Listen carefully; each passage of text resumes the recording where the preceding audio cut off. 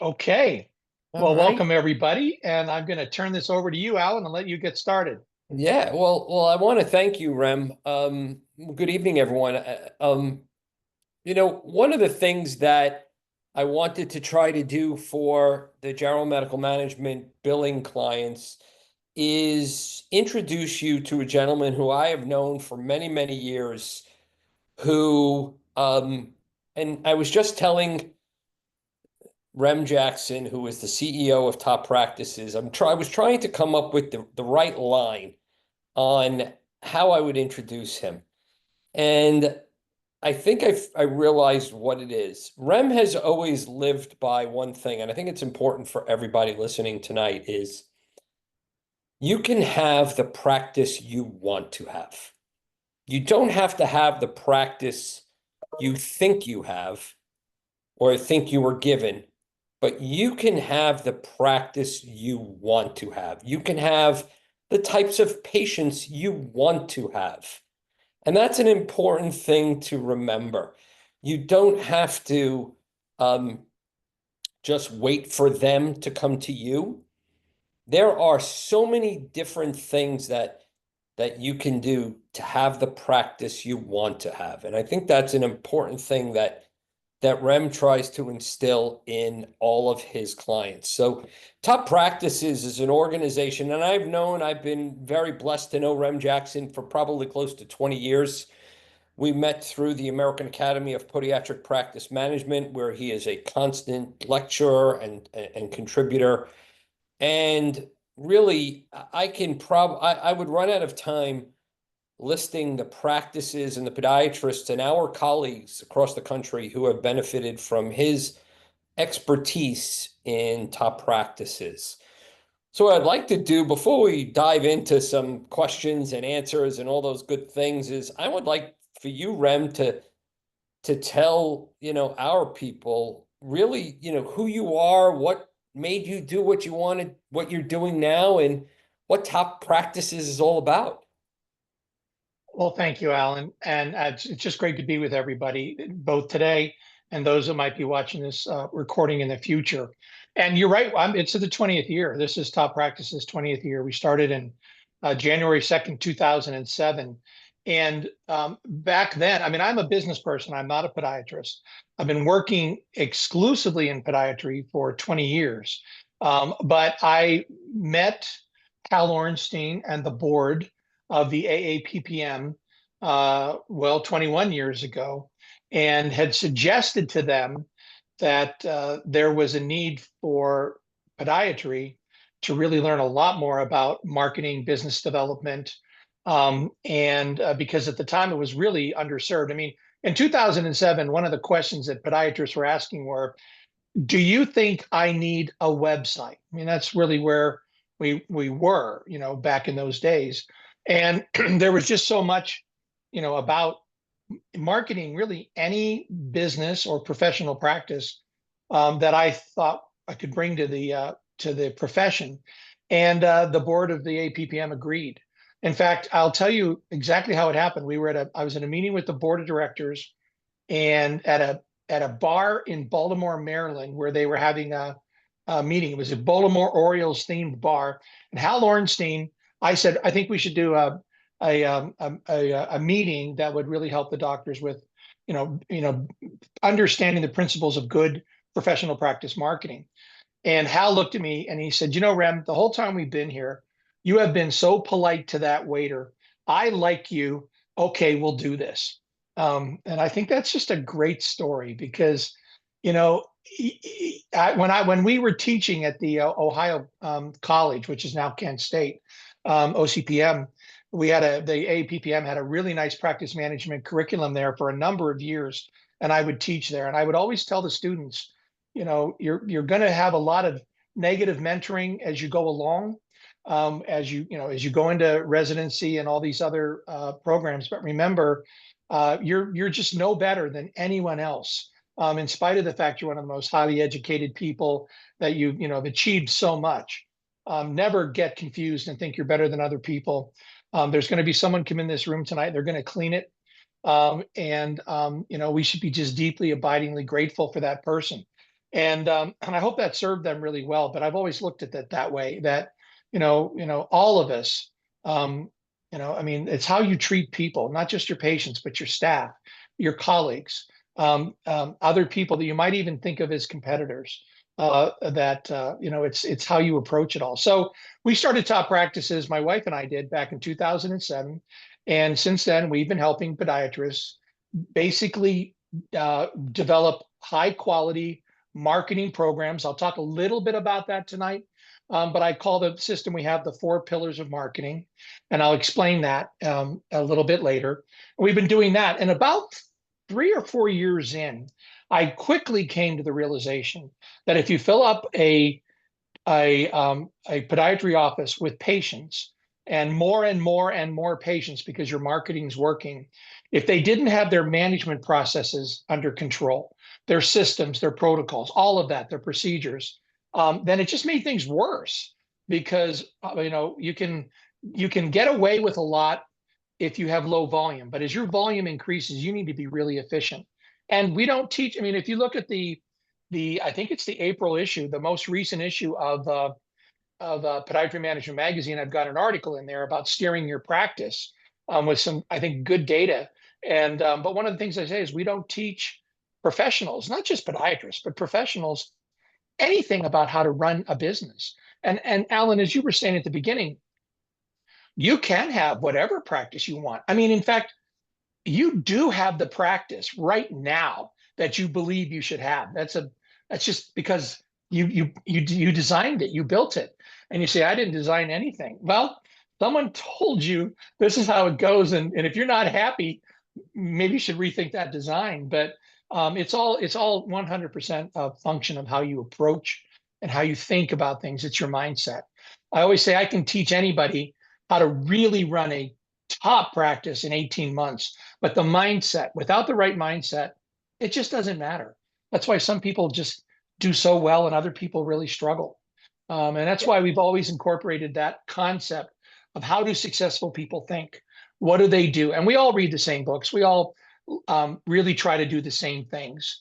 Sure. And when you lean into that, you find that it doesn't happen immediately, but great things can happen. I think it's also important for people to realize that there are many like-minded people who are like you, who want to help. I've had the pleasure of attending several Top Practices summits where you have several hundred people who attend, who want to, all they are there is to help one another. And, so many times I hear from younger DPMs where, the profession wants to eat their young. And the problem is that they're not hanging out and learning from the right people. Are there people who want to discourage you? Of course. But if you find yourself in a group like Top Practices, like AAPPM, where there are like-minded people that just want to help you with the success of your practice, that's what's going to make it. Again, you want to have your practice work for you, not the other way around. And I think it's being involved with people like yourself, Rem, which allows you to do that. And I think that's important. I think that, well, I call that masterminding, right? Yeah. People that are like-minded, working together, sharing the best ideas, doing other things. And so that's masterminding. And that's, it's really the concept around which I built the company. But I'd say, by the way, these aren't the only 2 places where you can interact with and mastermind with, high quality colleagues that really do want to help you. But 2 of them are the American Academy of Podiatric Practice Management, the AAPPM, which is having their meeting again in first week of November at the Lagomar Resort in Fort Lauderdale, Florida. You should check that out. And Top Practices has our annual summit this year. It's in September. I think it's 14, 15, 16, right there at the Chicago O'Hare Airport, Rosemont, nice hotel. These are places where you can get answers, meet people. I always encourage everybody to leave these meetings with at least 3 to 5 names of people that you can begin to work with together in a masterminding relationship, an accountability loop, because it really helps you. It's very hard when you're on your own. I mean, we're tired at the end of the day, we're exhausted, and it can be very hard to keep that level of positivity. I know, and Alan, I'm like you, but I'm lucky because built into my job is working on these kinds of ideas with people every day. So I'm constantly reinforced. But if you're not being reinforced by other folks that, I mean, can see we're going to talk about, the state of the profession, but if I wasn't able to communicate and work with other people, I just think, you can really fall into a funk Yeah. quickly, and it's very hard to get out. Yeah. That leads right into what I want to start with. But before I start with that, I want to go at the end. I want to go back to one thing that I learned from you that I think is probably one of the most important things that I learned from you. And I want to talk about what you will do over the next 6 days, 6 weeks, 6 months. I want to go back to that. That was something that I took away from you many, many years ago, which I do now. But before we jump into that, talk to us a little bit about how you see the state of the profession of podiatry from your perspective, from somebody who's not a DPM. Well, that is a really great question because, if you read PM News, and I do recommend people do every day, that e-zine that comes out from Barry Block, yeah, you could get pretty worked up about the whole thing. In fact, if you talk to, your colleagues at a lot of different conferences or whatever, not the two we really talked about, because that kind of thinking doesn't come up. You would think, uh-oh. I mean, I just worked with the students from the Barry School. They asked me to spend some time with them. I wanted to reinforce to them they made a good decision in becoming a podiatrist. And you did, all of you on this call made a great decision in becoming a podiatrist. So the state of the profession right now, I see it as fundamentally healthy. And this is as an observer who is looking at a lot of information sources. I think it is fundamentally healthy. If I will say it's in a state of transition. So you're gonna, it's not as if there isn't a lot that we have to think about, plan for, and work on. But it's healthy. So what I mean by like a state of transition, well, most of you or some of you know that private equity entered podiatry probably 6 years ago, maybe a little bit earlier than that. Private equity are investment groups that have literally trillions of dollars. They have to find some place to put that money. One of the things they do is they try to do industry consolidations, take a bunch of small things, turn it into something larger, sell that to an even larger entity, and make money. And their primary goal is money. They're there to make a return and move on. They're not focused on patient care or outcomes or necessarily the careers of the doctors that are involved in these things. They're financial people. And so we're dealing with all of that. And this has been very disruptive, as to the profession, on all over the country, in every little nook and cranny. But it's also created a lot of opportunities, especially for newer practitioners, because there are a lot of younger doctors. What I've seen happen is younger doctors, and by that I mean, you're in your 30s, your 40s. I would call those younger doctors. They're purchasing or starting private practices as the older doctors, begin to retire in even larger numbers. And right now, I'd say I have an equal number of younger doctors that are either purchasing a practice from a doctor, just an outright purchase, or they worked in the practice as an associate and are now buying it. And also ones that are just starting straight up scratch. I'm going to start from, the ground up. And in all cases, those are, it's never easy to launch a missile, but once it starts to move, it really moves quickly, right? A rocket ship. And so, this is working. And I think these private equity groups are driving younger doctors, like the older doctors that got the money when they sold their practice. And Right. for some of them, it was probably the right thing to do financially. Um, Whether or not it was good for their associate doctors or their patients is another question, but they're fine. But the younger doctors, I mean, I have some doctors that will say you're not going to be purchased by, you're not planning on selling to, pick your flavor of private equity group, because if you are, I don't even want to join. So I see that there's like just all this opportunity right now. And what we've been doing in top practices for this period of time now, we've been just helping both the older doctors and the younger doctors managing this transition, and that's heating up. And so there's going to be a lot of opportunity there. Now, at the same time, the situation with payers, Medicare, insurance companies, that continues to be extraordinarily complicated. And it's not even clear, even to someone like yourself, Alan, who I consider to be an expert in this area. It's not even clear, in 5 years, what that is going to look like. And it's just uncertain. And that's literally like everything right now has a level of uncertainty about it.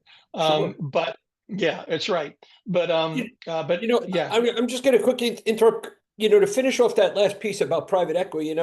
I was having actually breakfast this morning with an attorney who John Liardi, who's a healthcare attorney, and he is seeing that actually that shift where doctors were going to the private equity, and now because they thought it was all this wine and roses, now they're all coming back.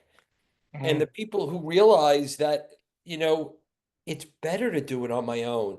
I can have my autonomy and I can have the practice I want, because those private equity firms are really just looking for the dollars. Mhm. They're not looking for the outcomes and the happy patients and the good things that come with being a physician. But I'm going to let you continue about that whole, with what you were going to say about payers, and I want to hear what you have to say about that. Well, just one last thought about that. Just Google Warren Buffett on private equity and watch a video, him and Charlie Munger. He basically says, in his opinion, it's a dishonest business and he will have nothing to do with it. And so it's not good. Yeah, the pendulum is already swinging the other way. And so when you hear people say, every doctor is going to be working for great big institutions, whatever, it's not true. In fact, I just saw something today in on PM News that said that doctors are now 80% of doctors work for like hospitals or big group. Those numbers aren't accurate, and so the pendulum's swinging the other way. But I'll tell you the thing that is also happening, because the payers. It's so, when you have someone like Alan helping you, you all of you that know Alan know he solved a lot of problems for you, right? Some really nasty problems, because it is the way we pay doctors in this country is just downright ridiculous. But it is the system we're in. And when you have a guide that can take you through all that, it's fine. But what a lot of my doctors are doing is they're really looking at cash modalities, and treatment plans that they can use that really cut all that out entirely. And I'm going to share a document with you that is a new let's see, this would be February numbers from one of my doctors, and all I did here was cut the I cut out anything that would identify this particular doctor. But this, just to give you some sense for what you're looking at. So if you see this number here, $75,465.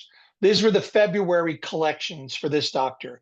And you can see this doctor is projecting to collect. This is a solo doctor, very small staff, in a Western state. He wants to collect about $875,000 this year. And so in February, he collected 75,000. But here's the cool thing about that number. 60% of it was cash. And I'll explain what that looks like. So if this is February, you see February 2025. So he did $12,000 in functional foot orthotics. He did $12,000 with the Lunula laser, which is a fungal nail, right, laser. He did $89.50 with an MLS pain laser. This month he did $695 with a Shockwave, $2,000 with a Swift wart machine. He did $1,100 of Tosalin's CBD CBG cream, which for pain, which if you haven't looked into that, you absolutely. I got some from my father, who was having terrible shooting pain. He had polio when he was 7. He's 90, from his knee down to his foot. And the only thing he was complaining about it, we got him some of this stuff, and he calls it miraculous. And my doctors that use this, once you get a patient on this and it starts to take care of like CBD things never work, right? Well, this one is different. The way this thing works is I remarkable. agree. Yeah, and everybody's that uses this, you're just ordering more and more boxes of it. This is EB Medical, $1,200, almost $1,300 in cash, where they'll drop ship certain pharmaceutical products to your patients for you. And then he was using the Tosalin, the fungal nail stuff, and the some of the foot soaks and things like that. 60% of his $75,000 came from cash. Now, why I think that's interesting is that most of the doctors that I'm working with, we're really on sort of a path to facilitate these kinds of cash modalities, because you're paid instantly. There's none of the usual problems with that. Most of I have one Top Practices member that went cold turkey direct care, and they will never look back. They're 2.5 years into it, and they're happy. But that's pretty scary for most people. However, the goal for most of us right now is to try to get to about 50% cash. And if you can get to 50% cash, life just changes. It just gets so much easier. Cash flow is great, and you have so much more control over as things happen with, like I said, the next 5 years. Who knows what CMS? Who knows what any of this is going to be? But you don't care when you're at 60% cash, like this doctor. By the way, Alan, so the play here with this doctor is to remove now his worst payers. Just say, I don't accept them anymore. Clean out room in his schedule for the kinds of patients that he can market all of these, these modalities to. Fill Right. that up. He gets to 80%. Well, now the idea of going to a straight direct pay, get out of it all, is very palatable. Because remember, if he just says, okay, cold turkey, but it takes you like 3 months to do it, but cold turkey, I'm going to go direct care only. If he did that, remember, he's going to have a corresponding drop in costs, like a big drop in costs. So it's something to contemplate. I don't even know if he wants to do it. I'm not recommending it, but I want you to know you're not stuck. None of you are stuck. I want everybody on this call to know, I would rather, it sounds crazy for me to say, Rem, I'd rather lose you as a client because you are so successful with your cash-based services and you don't need me anymore to deal with your insurance. I'd be thrilled for that, because that's the goal for anybody to be successful. So for anybody, and as all my clients know, that I don't take any percentages on the work I do for them for cash-based services anyway. Yep. So go for it. Build, whether it's a service or whether it's a product. If it's something you believe in that will help your patients, then it should be. Remember one thing, everybody, you should never be selling anything. You should be investing. I use the word investing and investment all the time.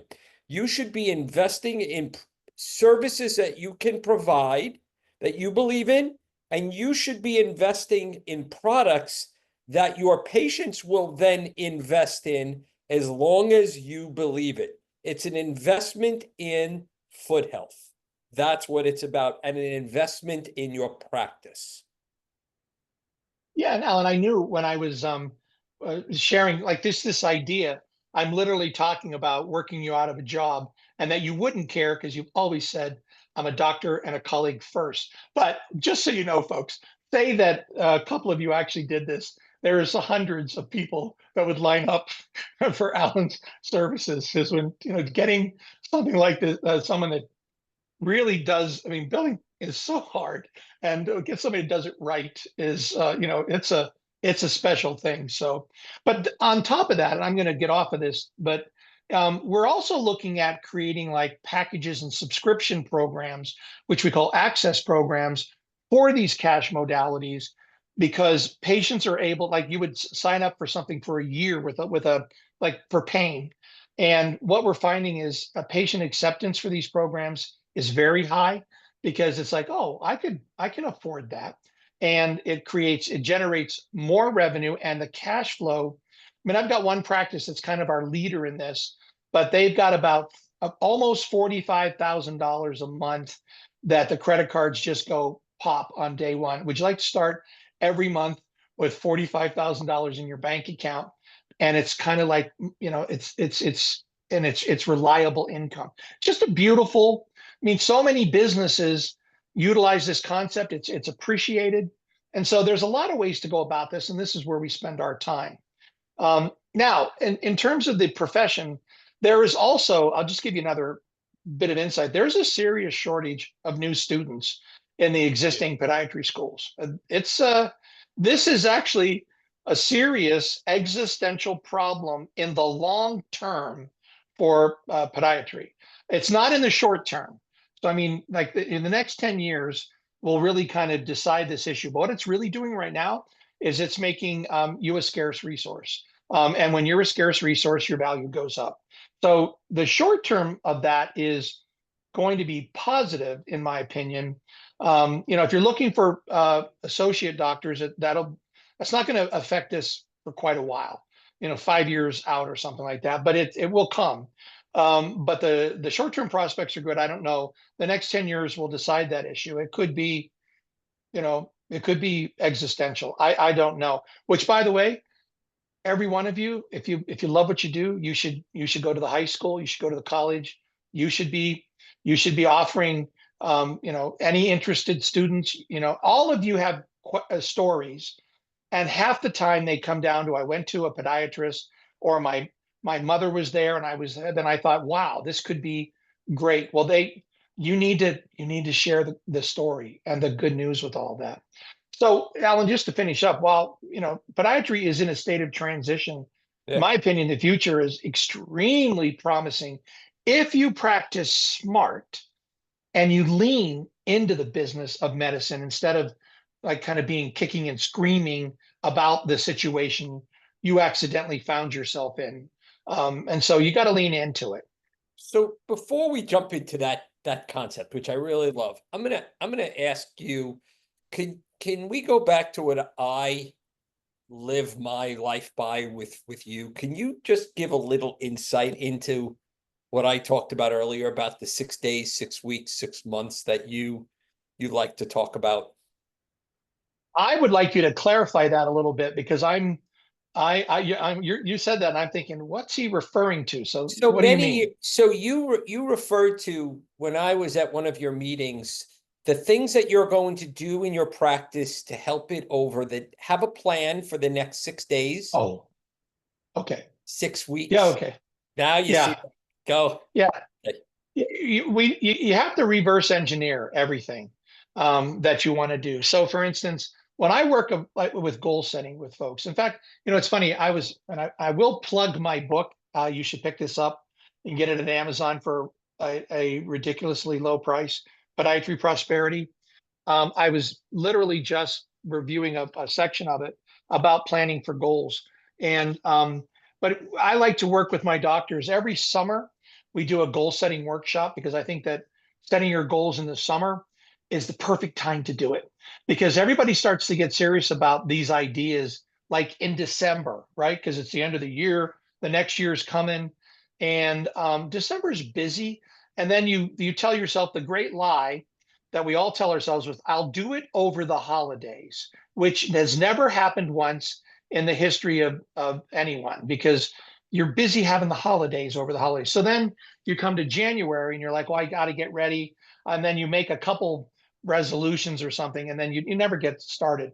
But we always start in June and we take all 3 months of the summer, kind of at a nice leisurely pace to really put together our goals. And so if you want to know where you're going to be, we work on lifetime goals. So, by the time you should all be planning your exit strategies now, whether you're just opened up your practice or you're 5 years from, you should know your exit strategy. Because if you don't know it and you don't control it, then everybody else is going to tell you how it's going to be. And you don't want to have the number one exit strategy for podiatry, which is to die in the treatment room because you couldn't actually retire. And so you need to take control over all of this. And so lifetime goals, where do you want to be? And we always talk about your personal goals, your business goals, your financial goals, your health goals, and your fun goals. And we work on all of those. And believe me, fun goals are the most important, because at the end of all of this, when you're on that final, bed and it's just about time for you to move on, the things you will remember are the vacations you took, the time you spent, when you went fishing, all those kinds of things that you did. That is what you'll remember, not that you collected this much this month. I mean, you just won't. And yet that's what people always focus on. Your life is more important. So if you want to know where you're going to be, and if you know where you're going to be when you're basically at retirement or beyond, then where do you have to be in 3 years to be able to make sure you're on pace for that? Where do you have to be 1 year from now so that you're on pace to be where you need to be in 3 years? Where do you need to be in 6 months, 3 months, 1 month, 1 week, today, now? And that's setting goals to the now. You get started now, not like I'm gonna get going with that. That's what we all do. We convince ourselves we're gonna get going, and the trick is to really start. And then the trick is to not quit. And when I watch people work on their goals and they just keep the focus, Jeff Olson, who wrote The Slight Edge, a tremendous book, said if you're here 1 year from now, actively engaged in the process, you cannot fail. But I had a doctor who was with me for a year later, she was in the exact spot she was when she joined Top Practices. And she said, you said if I was here a year later, I would be, I couldn't fail. And I said, well, you missed the actively involved in the process part. You can't just wish it. You have to do things. And none of them are hard. None Yeah. of these things are hard, but we do them every day. We just don't stop. So You I just hope have to that's be what you meant, Alan. yeah, you have to be actively engaged.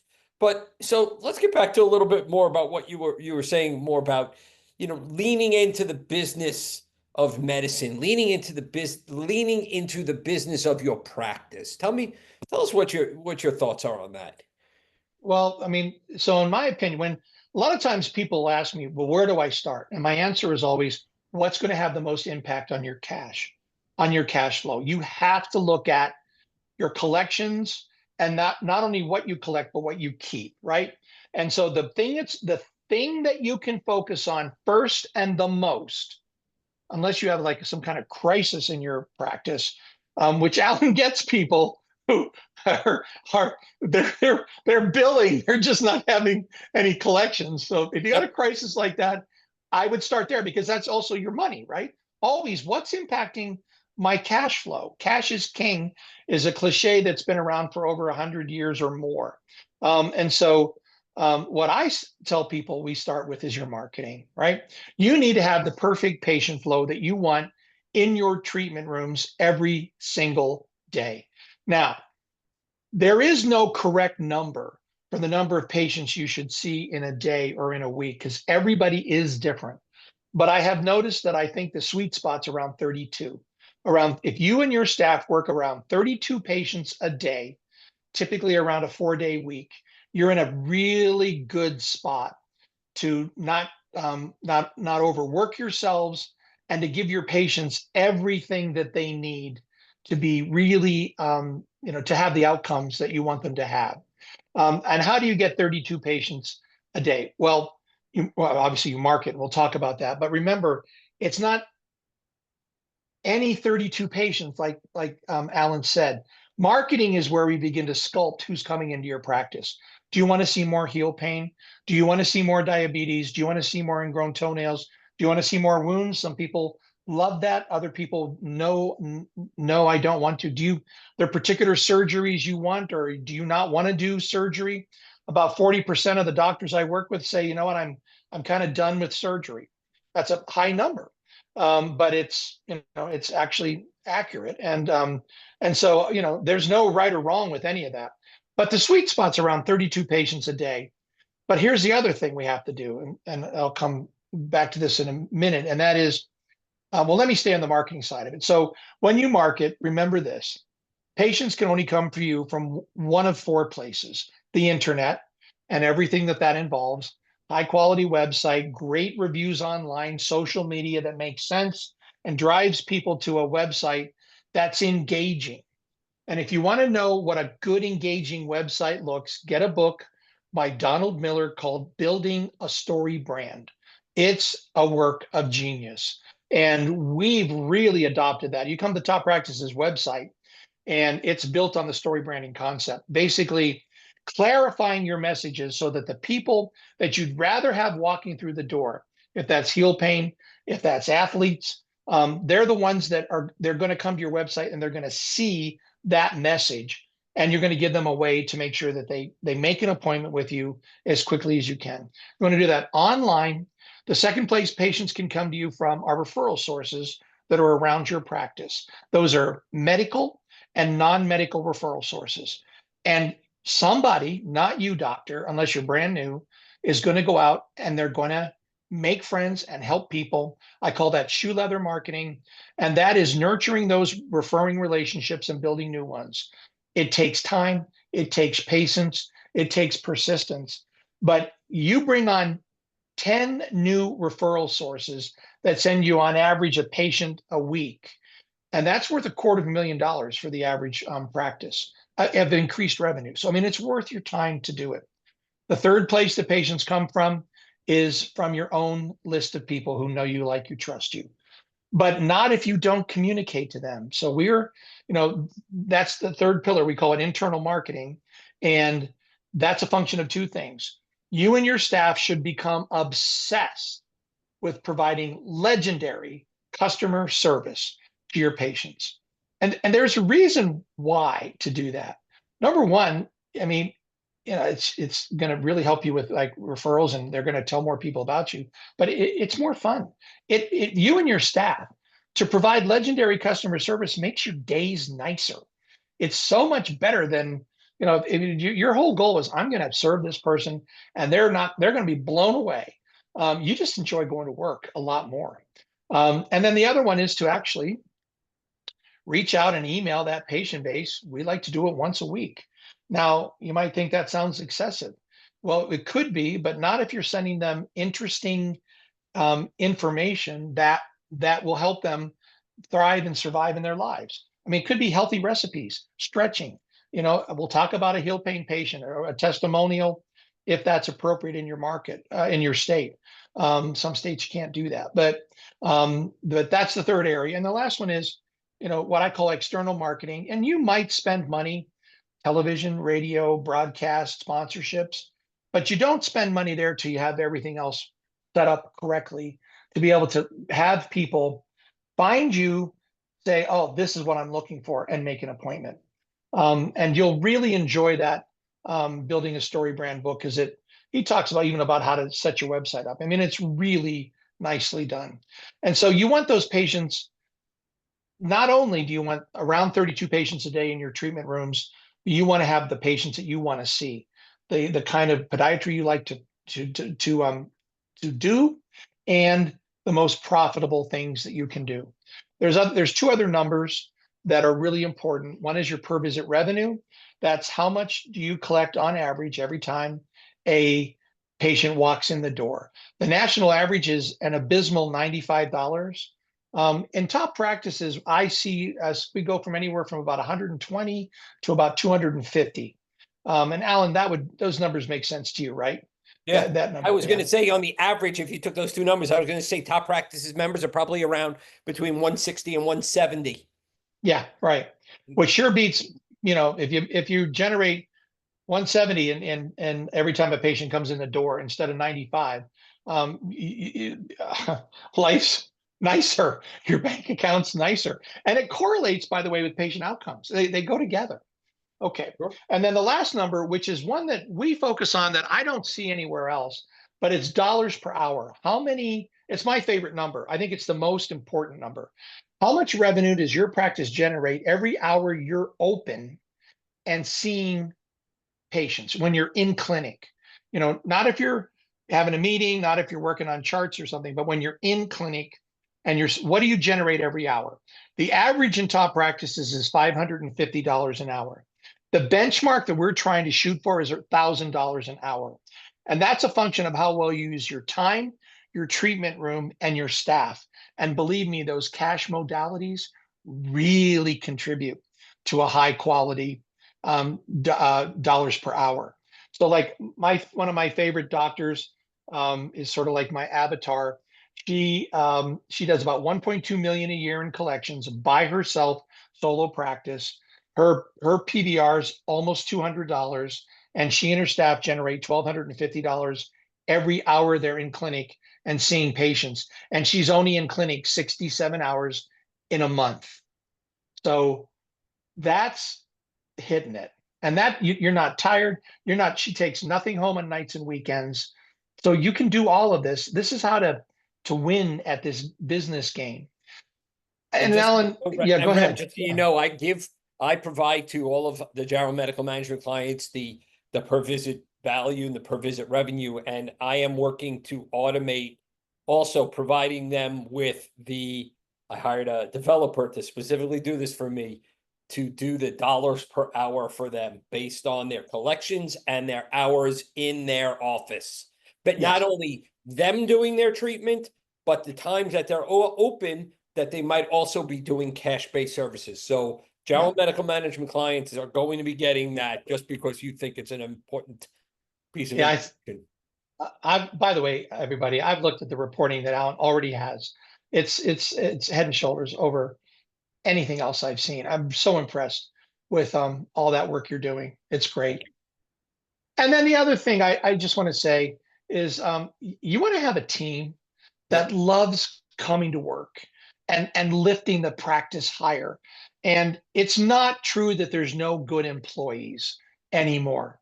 And it's not true that Generation Z is unemployable. And I mean, all the complaints. Listen, some of you, I don't know who's on this call, but you're probably millennials. And I've been a um, big advocate of millennials forever. The old time millennial bashing was the dumbest thing I ever heard. It's just stupid. But now we're finding that that's happening now with Gen Zs. And the issue with Gen Zs is they see things differently. But I got to tell you, Alan, I was talking to a friend of ours, Jay Henderson, who's does some wonderful stuff with trying to help you make good decisions. Go to realtalenthiring.com, and he's got some great diagnostic tools for potential employees that can help you make good hiring decisions. I was talking to him about Gen Z. By the way, Gen Z is currently 27% of the workforce today. Wow. Wow. And that one shocked me. I did not realize that's how how far along we are. Boomers, of which I am one, still, I'm a proud boomer. I don't care what you say. We're 12%, so you're not going to have to worry about us much longer. We're 12% of the workforce now, and in 10 years, we will be gone. We'll be completely exited from the workforce in 10 years. Gen Alpha, which are the oldest ones, I think, are currently 15 years old. In 10 years, Gen Z and Gen Alpha will be 50% of the workforce. So we better figure out how to tap into what is actually some pretty cool skills that these younger people have. And Jay sent me a video, and it was crazy because I was never in the military. I'm not a military person, but he sent me this video of these guys that were like special forces people. I mean, like SEALs or something, that kind of people. And this guy that I think it does a lot of interviewing in sort of this area was like, it was asking them, well, what do you think about Gen Zs? And I really didn't know what I was going to hear. And I thought, here we go, more Gen Z bashing, and these little babies can't do it. Total opposite. They were in awe of the innovation, the flexibility, the creativity, and the I don't know what the word is, real interest in the mission. They thought they were the most flexible group of people they've ever come. They were in awe of Gen Zs on their teams and how they approach their jobs. And I thought, wow, if we started with that as a baseline for we're going to tap into these people. And people are complaining they don't know how to dress, they don't know how to talk, I mean, all these things. Okay, well, let's work with all of that stuff, but let's find what they're bringing, because they're bringing a lot if we change the way we think. And Yep. so I've got one doctor in Illinois who is very successful practice, up around a $2 million practice now, and he routinely says the secret to his success is a team of people that love coming to work. And he goes out of his way to build that team, and that, they have an environment in which they work that I've never seen in any other podiatry practice. And it's just a wonderful thing to see. He's had virtually no turnover in the last 8 or 9 years, almost zero. And he's got the same people you do. It's just he's just taken this to real heart. We've got a lot of his stuff. We have a giant library inside Top Practices where he talks about how he does this. Plus, he's got this amazing office. It's kind of like Willy Wonka's. It's really, really a fun office. The patients can't help but refer. They have such a good experience. So I would suggest that you go ahead. No, I was just going to say, so do you have any, little tidbits, little secrets you want to divulge to us, you know, entice people, especially to want to come to Top Practices to have to learn more and more, things like that, any kind of, what makes teams want to, what makes people successful? What makes them have the place where people want to come to work? They feel appreciated, and they are given a sense of mastery. And they feel like here's the thing, you can't just turn people loose and say go be great.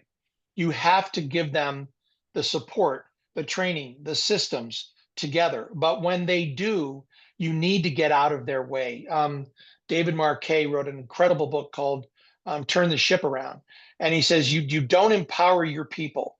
You literally emancipate your people to do the jobs, because they know exactly what they need to do, and they know how to do it. And there's a step you go up. It's a ladder of leadership that we work on that really was developed by David Marquet, to where you get to what we call level 5 leaders inside your group. If everybody in your group becomes a level 5 leader, they aren't saying, tell me what to do. What should I do next? They're telling you, I intend to do this. They don't just go off and do it, but they're going to let you know what they do, because they know not only how to do it, but they know what they're supposed to do. And people won't leave an environment where they feel appreciated and they feel like there's a sense of they have their own mastery. They're doing something and they're contributing. I would also suggest, Simon Sinek, who's really an incredible author, speaker, writer, wrote a book called Start with Why. We always incorporate that into the beginning of our goal setting workshop. He's got a wonderful new collaborative book called Find Your Why that you can work with. First, I would read Start with Why. Like, why do you go to work? And it can't be because, well, I got patients or I want to make money. There's got to be a much, much bigger reason why you go to work, that feeds your soul. And, I believe that we're all at the core. We care about the emotional and financial stability and health of ourselves and the people that we love. And so when you're going to work and you're contributing to your child's education, a safe place for them to be. All, and you're doing the same thing with your staff. You're wise to bring them along. And Find Your Why is a great book about like doing this together as a team. So it's really good. And that leads you into that legendary customer service that I was talking about before, Yep. which is just makes your life, better. So, Alan, I just happen to think that, owning and operating a podiatry practice in these extremely complicated times is a remarkable blessing that all of you bestowed upon yourselves. Yeah. And every morning when you wake up, I mean, I have you can go, if you like podcasts, go to wherever you get your podcasts and just put in my name or Podiatry Prosperity. I have 2 seasons and a mini season where I interviewed many, many, many leading lights in podiatry, education, other things. Almost all of them were friends of mine. And at the end of every one of them, I always say, what I do every morning when I wake up is I smile, just a little smile. Because generally, when you wake up, you're scowling. Pay attention to that. When you wake up, you're like, I don't know why, but it's a weird thing. But then just smile. And that little smile sets me for the day. And it tells me this: I am a really blessed man. I am so lucky. I have so many blessings, Alan. I can't handle anymore. My shoulders can't support any more blessings. I pray, please, Lord, no more blessings. I have enough. I'm good. And every morning. And by the way, I don't have a special life. If you followed me around with a video team, you'd be like, I think your life's pretty much as like mine, because it is. There's nothing, there's no magic here. I just appreciate all Yeah. of it in spite of the stuff that comes my way. Yeah. And especially when it comes to, you talk about this legendary customer service. And I think one of the things that I tried to do in my practice when I had it was I always said to my patients, you know, you're going to be treated the way I want my mother to be treated. That's why I'm going to treat you. One of the things that I did for my patients when I had a new patient in my practice and they sat down in front of me, even before I asked them, what are you here for? I told them a little bit about myself so they knew who I was and what my philosophy was in getting them better. And if they saw me and when they saw me as a person and not just as their doctor, I think it took our interaction to a completely different level. And it allowed me to provide them with the outcomes that they wanted to have. And, there's so much more than how you're going to perform your surgery, how you're going to inject that patient. It's the interactions you have with that patient every day, the interactions you have with your staff every day. Because if you're not happy in your practice, I know I'm preaching to the choir with you, Rem, you have the ability to change it and have the ability to have the practice you want to have. I didn't like You doing know, surgery. I didn't like doing surgery. I practiced for 29 years and 10 months, and I stopped doing surgery probably after year 10 because I didn't enjoy it. I enjoyed so much more the interactions with my patients, children in my practice. I used to hang up, I'll tell everybody here, I used to, for whatever reason, my daughter loved drawing rainbows for me. And a couple of times when I had my old practice, I used to just tape them up on a closet in one of my treatment rooms. When I moved to my last location, I took all of those pictures, and there weren't many of them, and I put them in frames from the Dollar Tree, and I started lining the wall in my hallway in my office. And when I'd have pediatric patients, they'd look at it and I say, "Do you like those pictures?" "Yeah, draw me a picture." And I'm going to put it on the wall the next time you come in. I used to have a dozen dollar frames from the Dollar Tree, and they'd bring me a picture and we'd frame it right there. And the parents would love it. And then they would send in. And again, it's just the interactions you have with your patients that are going to make you successful. It's really, I don't think it's not rocket science. It really isn't.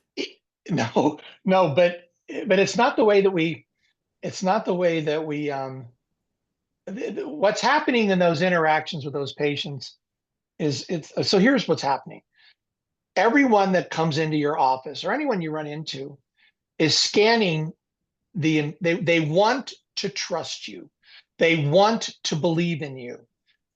In spite of the fact that so much of our modern lives have led us to be disappointed by institutions and governments and all this stuff. We're so, in spite of all of that, we still want to trust. And so they're coming into the office, and they want to trust you. They're scanning for anything that's inconsistent with what you're saying or what you're doing, which is why it's so important that it's a good place and they really feel cared for and all the rest of it. They're just trying to figure you out. And the thing I want you to know is, when of course you're going to explain their issue, their concern. They don't need to know much about how you're going to help them. They need to know that you know how you're going to help them. They can trust you, and that when they agree to this, you will be there the next day, and you'll care about them, and you're going to take them all the way. And when you do that, they're going to say yes to everything. They're going to refer to you. It's a kind of a beautiful little system, and it takes all the pain and suffering out of, trying to. People are always like, I don't want to be a salesperson. Good. Who does? Nobody does. No. But you're going to need to be able to comfortably let people know this is how we're going to get you better. We're going to do it like this, and this is not covered by your insurance, or it is covered by your insurance. This is how it'll go, and not have that be a source of stress for you. And our doctors take time, but eventually they get around to being able to, present and do all this stuff. I guess I'll leave people in that vein. I'll leave everybody on this call with two things. Number one, take the word cost out of your discussion. Use the word investment. Remember, Yep.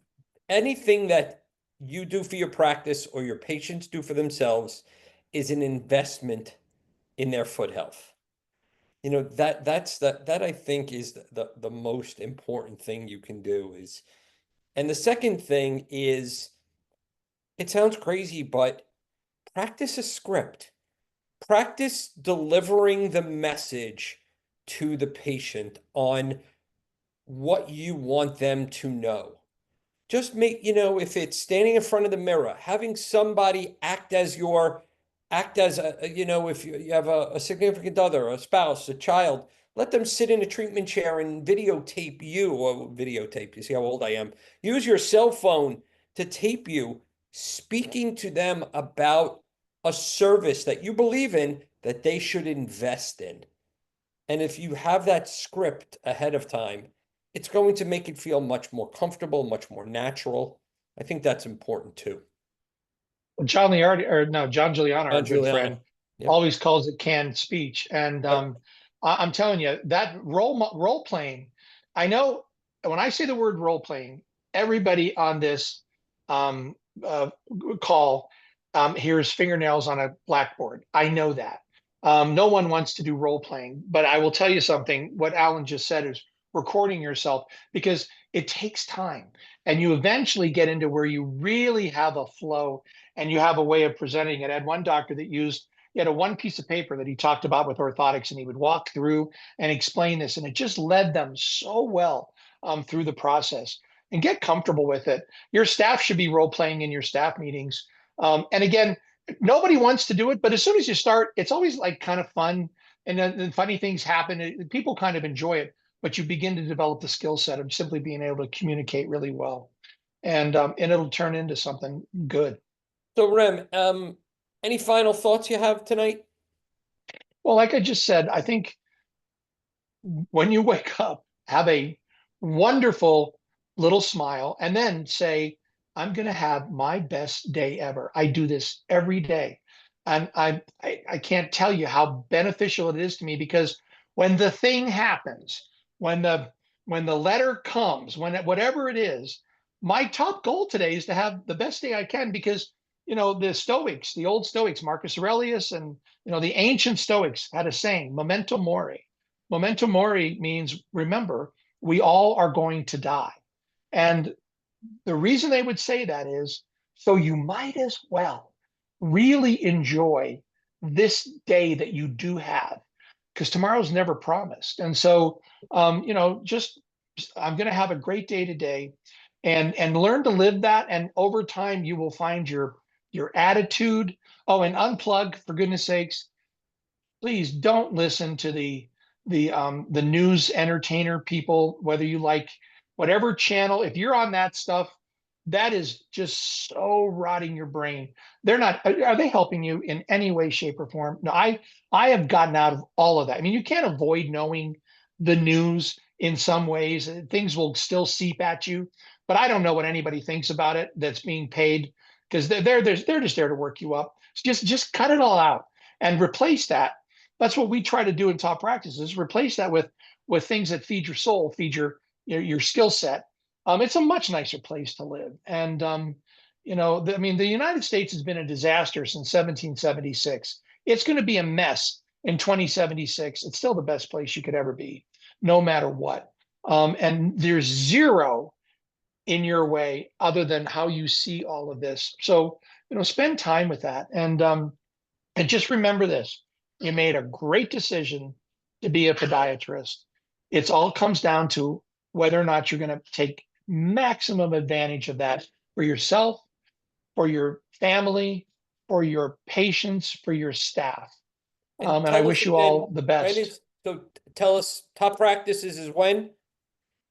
Oh, the summit is going to be September, I think it's 14, 15, 16 in Chicago, right there. You don't even have to leave the airport area. It's in Rosemont at the Hilton. Great rates on the rooms, by the way. And it's a good meeting. And I will tell everybody, I've been there to the last two. I will be there again this year. I think it would be very beneficial to all general medical management clients to be there. So Rem, I want to thank you so much for your time tonight, and your willingness to provide some insight into what you do for your members, so my members could take advantage of that. And if anybody has any questions, would you feel free to share your email that they can email you? Please do. It's just rem at toppractices.com. I do Fantastic. recognize a couple names on here, and I want to say hi. I haven't seen these names in a while, so it's nice to see you guys. So that's a pleasure. Yeah, if you want to talk to me about your practice, Top Practices, how we do it, you know, we have a very simple you know, monthly fee to be in it's $479 a month to be in the mastermind group, and you can quit anytime if it doesn't work. It's pretty basic and pretty easy to do. And I work with a couple other wonderful coaches too. So Yes. love to talk to you. Thanks, Well, Rem, Alan. thank you again for your time. Thank you, everybody, for joining us this evening. I appreciate you, Rem, and look forward to seeing you at your summit. Yeah. Oh, yeah. Sounds great. Have And a I'll great see you at the evening. APPM meeting too. It's a good one to go to as well. Yes, APPM, the first weekend in November in Lagomar, Florida, AAPPM.org. Great. And Rem, their meeting information's on the site now. yes. I'm thrilled about that. And ours has been up for months. So, all right. Yes. See you, everybody. Bye-bye. Thanks, Rem. Have a great night.